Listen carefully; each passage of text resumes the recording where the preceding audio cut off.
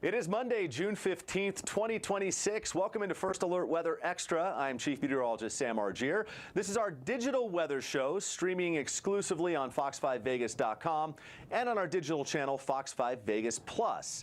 Now, we dive into the forecast, but we also give you a little something extra. And today, the extra, we talked to doctors over at Southern Hills Hospital about the heat and staying safe in this heat. We all know this time of year, the heat can be deadly around southern Nevada. So we got some tips there. Les Crittenden, meteorologist, caught up with the doctors over at Southern Hills. We'll have that story coming up. But it's also June 15th, meaning the start of monsoon season. And that's where we want to begin this afternoon. What is monsoon season and how long does it last? Well, it runs from June 15th through the end of September. So that is the time of year we see a seasonal reversal of the wind. So what does that mean? Well, typically most of the year, the wind comes off the Pacific Ocean. That's what brings in storms into the West Coast. But during the monsoon, the wind shifts more out of the south-southeast. That opens up the gates for subtropical moisture, and that moisture is the fuel to get some pop-up showers and thunderstorms going.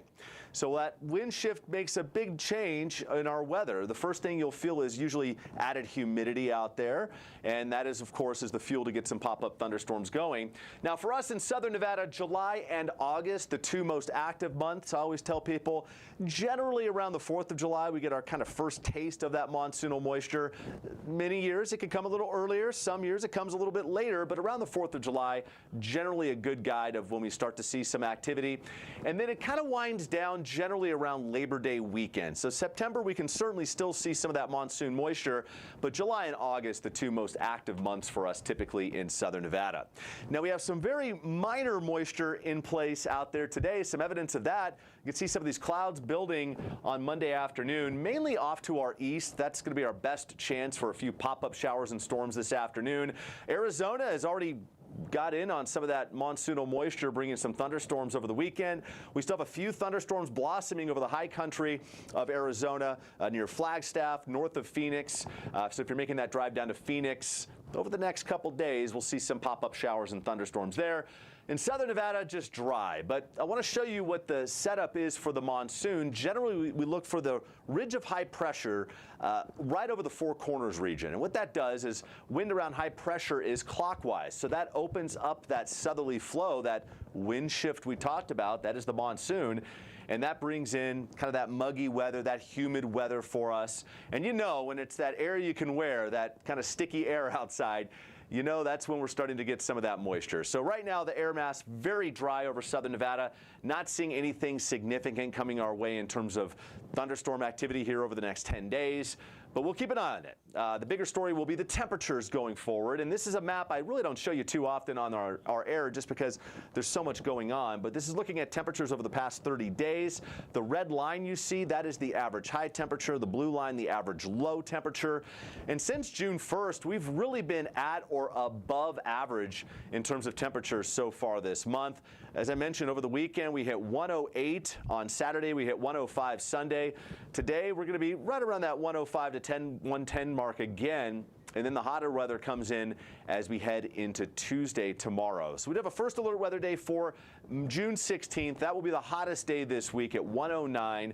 Not out of the question. We could hit 110 for the first time this year at Reed Airport. So far, that 108 is the hottest we've been, but we'll be close to 110. So the heat danger, the heat risk will be elevated the next couple days. We will see some heat relief as we head toward the weekend. Summer is here on Sunday, June 21st. That is the summer solstice, and ironically, that will be some of the cooler weather for the first day of summer over the next 10 days, looking at that temperature change map. We also have Father's Day on Sunday, so if you're getting outside with Dad, pretty seasonable mid-June weather. Temperatures right around average for this time of year.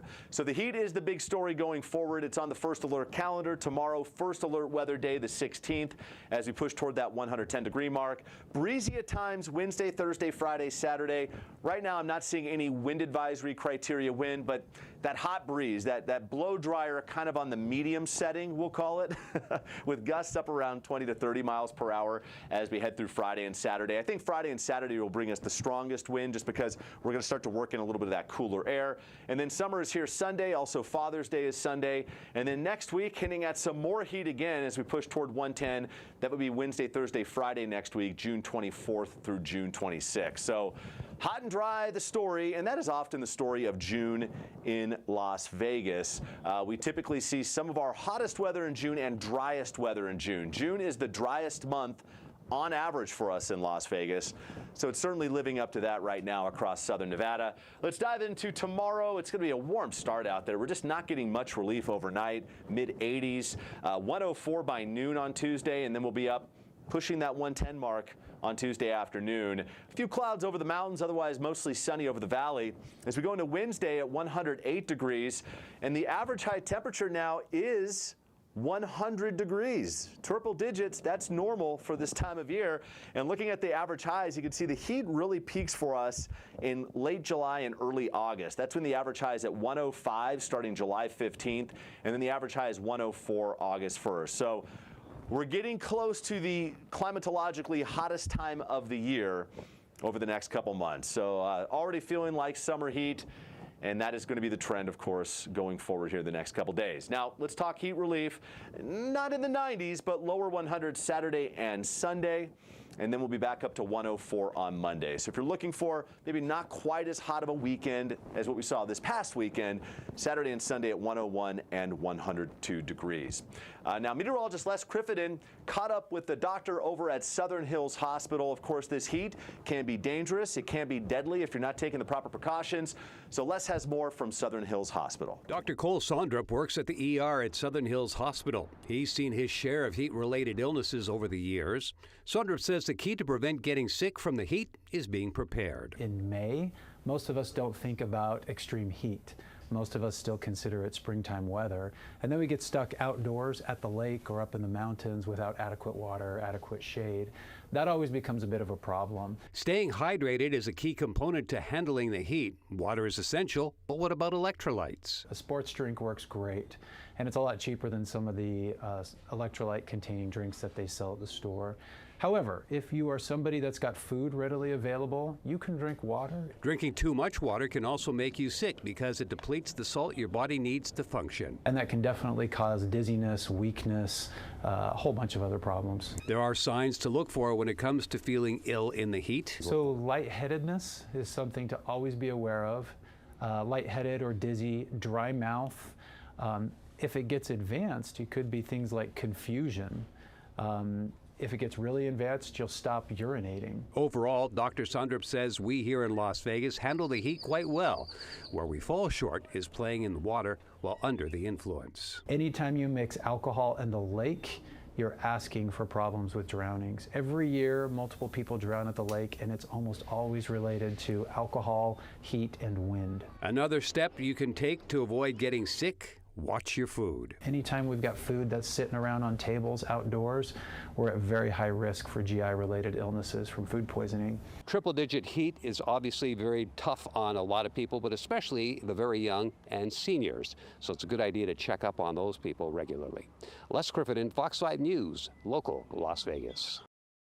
Thank you, Les, and a big thank you to Dr. Sondrup over at Southern Hills Hospital for those great tips, all things to keep in mind as we go through these hot summer months ahead. Now, speaking of hot summer months, the National Weather Service and NOAA, the National Oceanic and Atmospheric Administration, they have a product called Heat Risk, and I will show this on the air quite a bit as we go through our hottest months, but this assesses not only how hot we are in the afternoon, but also the time of year, and it's June, we expect heat, but when temperatures are above average in June, that heat risk goes up, and when we don't have a whole lot of heat relief overnight, well, that also adds to the heat risk. So this is looking at the heat risk for today. This is Monday, June 15th.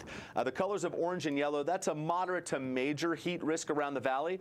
But look what happens on Tuesday. Remember, that's the hottest day. That's our first alert weather day. You can see red covering the entire valley. That's a major heat risk. That affects anyone without adequate cooling and hydration, as well as those who may have health problems. So a good reminder, as Dr. Sondrup was talking about in the story, staying safe, staying hydrated, also finding the AC during the peak of the heat in the afternoon hours. Get those outdoor activities done early in the morning, or if you're getting out for that walk or that run as we get closer to sunset or just after sunset. Wednesday also, heat risk will stay elevated. You can even see some of these purple colors along the Colorado River Valley. That's extreme heat risk. And that generally in Las Vegas, we see those during really the hottest of the weather we see during the summertime. We're talking 110 plus, those 1-teens.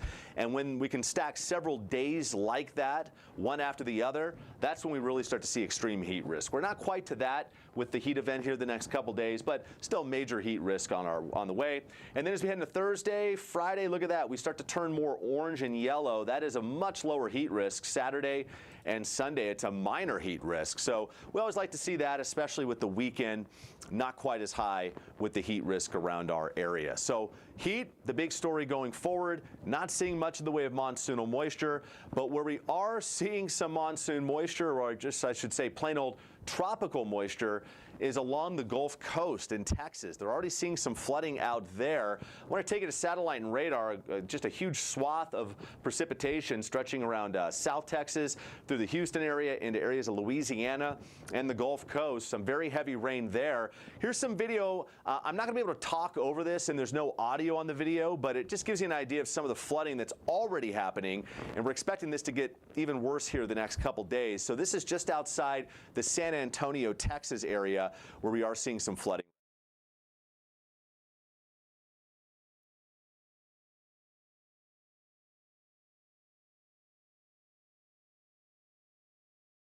So yeah, there's no audio on that video, but you get the picture. A lot of rivers around areas of central Texas. It's called Texas Hill Country around that area of Austin, San Antonio, and it's an area that's notorious for flooding. So that is really going to be the concern going forward here. We do have a flood watch in effect for much of southeast Texas, pretty much the entire state of Louisiana, and stretching into portions of Mississippi as well with that flood watch. Some of these areas could see 10+ inches of rain here by the middle of the week. So that much rain in what is already very saturated ground. Those rivers will be running very high, river flooding possible. So folks down along Texas, the Gulf Coast, getting ready for some very heavy rain. Now this time of year as well, we always look at severe weather. This is the outlook from the the Storm Prediction Center, the SPC. And this is looking at areas where we're looking at severe weather. And severe weather determined by large hail, 1 inch or more, wind gusts of 58 miles per hour or more, or thunderstorms that are potential of creating tornadoes. So right now, as we look at Monday, that flood risk is really the highest thing. Not seeing any really high risk for severe weather. Even Tuesday, that's the same story, but you can see down in Texas, just that relentless rain continuing around Houston, through New Orleans, portions of the Gulf Coast of Florida. And then we'll head into Wednesday, and we'll start to see this bullseye pop up. If you look around the St. Louis area, that's an enhanced risk. That's a level 3 out of 5 in terms of seeing some severe weather. So on Wednesday, the setup will be there for some potential severe thunderstorms. Again, those that can produce large hail, damaging wind, and even some potential tornadoes around areas of the Midwest, around the St. Louis area. So we'll be watching for that into the middle part of the week. Again, for us in southern Nevada, story is the heat. And I'll roll over that 7-day forecast one more time so you can take one last look at it. 109 on Tuesday, the hottest day this week. 108 on Wednesday. And then as we head toward the weekend, we get a little heat relief just in time for Dad. I think Dad deserves a little heat relief. Let's give Dad some lower temperatures. 101 on Saturday, 102 on Sunday. Still in the triple digits, but whenever we could take seasonable temperatures this time of year, we'll take it around southern Nevada. So that'll do it for this edition of First Alert Weather Extra. Thanks so much for joining us. Again, you can always find First Alert Weather Extra on our website, fox5vegas.com. We also are always streaming on our digital app, Fox 5 Vegas Plus. And a good reminder, we have World Cup soccer matches on Fox 5 for a lot of the next really month coming up. So whenever we're not on Fox 5, we are always streaming our newscasts on our website and on our digital channel, Fox 5 Vegas Plus. So you can always catch Fox 5 News. If we're not on Fox 5, the channel, you can also find us always streaming online. That'll do it for this edition. I'm Chief Meteorologist Sam Argier. We'll see you next time right here on First Alert Weather Extra. Have a great day.